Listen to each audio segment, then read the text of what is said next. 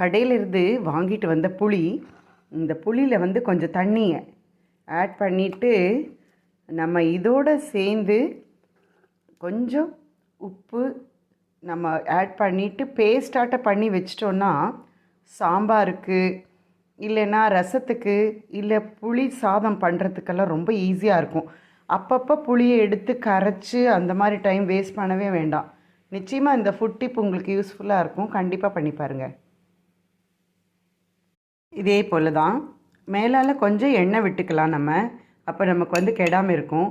இது தீரப்போகுது எனக்கு இப்போது, அதனால் நான் மறுபடியும் இதே மாதிரி வச்சுருக்கேன். இதில் கொஞ்சம் உப்பு ஆட் பண்ணி நல்லா பேஸ்டாட்ட மிக்சியில் அரைச்சி இந்த மாதிரி கண்ணாடி ஜாரில் போட்டு வச்சுடுவேன். அதுக்கு மேலே கொஞ்சம் ஆயில் இது பண்ணிவிட்டு அப்படியே இருக்கும். சூப்பராக இருக்கும். புளிய சாப்பாடு பண்ணணுன்னா நம்ம கஷ்டமே பட வேண்டாம். டக்குன்னு எடுப்போம், வெங்காயத்தெல்லாம் தாளிப்போம், இந்த பேஸ்ட்டை போட்டுட்டு